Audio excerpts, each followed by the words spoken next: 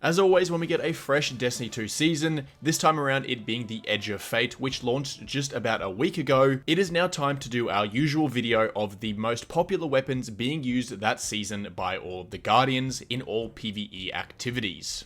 Now, we did just have the contest raid finish up just a few hours ago from when I'm recording this audio, so there are a couple weapons on this top 10 list that could be slightly skewed because of the contest raid. You know, people are logged on for 20 plus hours doing this raid with said gun on them pretty much permanently. But these two weapons are pretty much just going to be Lord of Wolves and the Thunderlord. And outside of the raid, these two weapons are still a very, very good weapon. So I will just give you a quick heads up here. Thunderlord and Lord of Wolves are in this top 10 list. But I won't say to the point that they are heavily skewed to being on the list purely because of the raid race. A lot of Guardians just do like these weapons. But anyway, without further ado, let's get straight into this list. And starting in here at number 10, we have the obvious Thunderlord. Now, the Thunderlord is just a very, very staple gun of Destiny 2.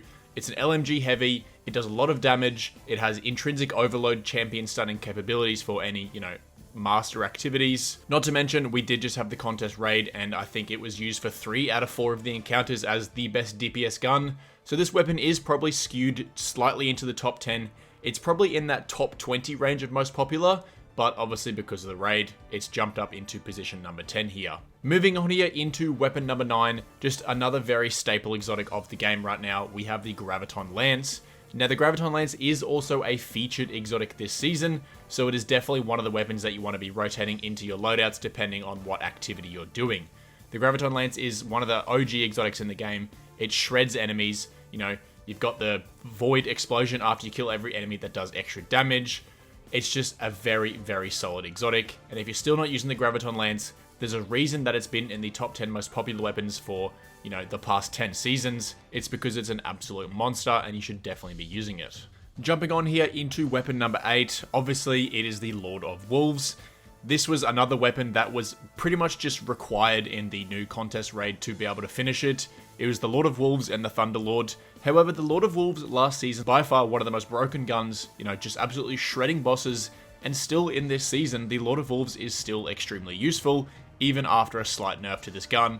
It is still an amazing weapon to be using for any sort of boss burst DPS. Like, there's a pure reason why people were using this in the contest raid to be able to clear it. It's because the Lord of Wolves has a very, very solid amount of DPS on, those close range crit bosses. So if you still don't have a Lord of Wolves, definitely go and grab one. Definitely get the Catalyst. The Catalyst is what makes this weapon even better, so you do need the Catalyst, so go ahead and grind that out as well, and start chucking on the Lord of Wolves. Moving on here into weapon number 7. This weapon, I'm not sure really why it's in here at, number 7 this season, but that is the Slammer Adept Sword. Now, unless there's some sort of random niche DPS meta that I've somehow not read on the internet just yet, sure, that's why this weapon's on the list, but I don't think it's that. The main reason I think the Slammer is up this high is purely because of the Eager Edge perk. Everyone has a sword in their back pocket ready with Eager Edge to, jump around, get through activities quicker, and the Slammer is probably the weapon that everyone's using. There's plenty of swords in the game that can roll with Eager Edge, so pretty much take your pick. However, if you do want the best sword to have Eager Edge on, in my opinion, it is the Fallen Guillotine. To me, when I use Eager Edge on that, it does seem to be a little bit further than some of the other swords.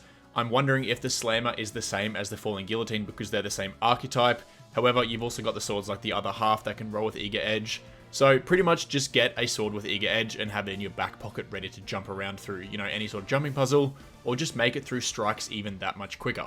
Moving on here into our first real weapon this season that everyone seems to be using. In at number 6, we have the Aberrant Action. Now, again, rocket sidearms, they're just simply the best archetype weapon in the game. And the Aberrant Action is by far one of the best rocket-assisted sidearms out of the lot that we have in the game right now, purely because it can roll with Heal Clip and Incandescent, and in any oh shit moment in the game, if you have Heal Clip on a rocket-assisted sidearm, you can pretty much guarantee to instantly kill an enemy, quickly reload, and you get a full, Heal Clip heal, which is very, very good. Moving on here into weapon number 5, we have the Sunshot. Now again, the Sunshot is just old faithful hand cannon. You pull this one out when you need a decent exotic primary to use, and the Sunshot is definitely that weapon. The Sunshot just melts every enemy. It's, one of the OG exotics in the game. It's been one of the best weapons for so many seasons, and if you still don't have a Sunshot on you, definitely pull this gun out. It hits like an absolute truck. It feels good. It can cause ignitions. It's just an amazing weapon. The Sunshot, everyone knows about it. Definitely chuck this in your inventory and start using it if you don't. In at number 4, we have the Call. Yes, another rocket-assisted sidearm. Unfortunately, that's just how the game is these days. These weapons are just too good to ignore. You can't ignore the fact that the rocket-assisted sidearms are just the best special weapon to have on you at all times. And having one of each, you know, whether you have a solo one or the Call with Strand, having any of these sidearms on you or crafted ready to go is very, very important. Now, what's so good about the Call is the fact that it can roll with Golden Tricorn and Demolitionist, so you can work with it a little bit differently to how you can work the Aberrant Action. That's the god roll that I run with. However, the Call has so many different perks that you can choose from to pick and choose how you want to build the Call and work it in with your build. But for me, Demolitionist is very, very good perk.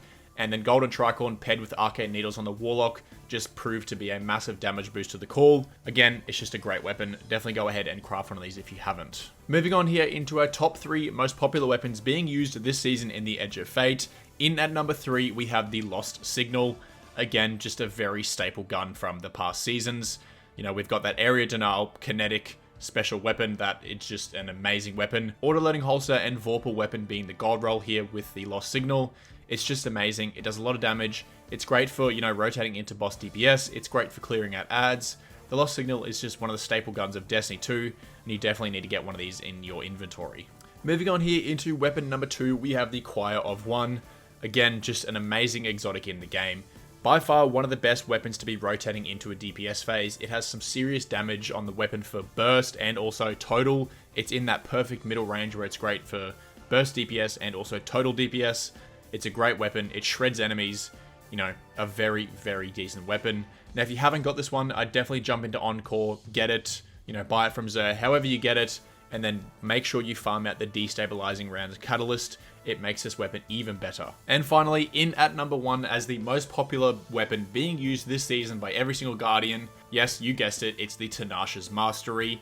Just by far the best rocket-assisted sidearm in the game to be using right now. Now, this one does come from the Iron Banner, so if you still don't have one, there should be a couple Iron Banners coming around soon enough, and when it comes around, definitely make it your main priority to get the Tanas Mastery. It is an insane weapon. Now, the only perk that you realistically need on this gun is Chill Clip. However, the gold roll for this one is Chill Clip and Air Trigger. Air Trigger is just going to give you a massive stat boost to your reserves, making the gun even better than what it already is.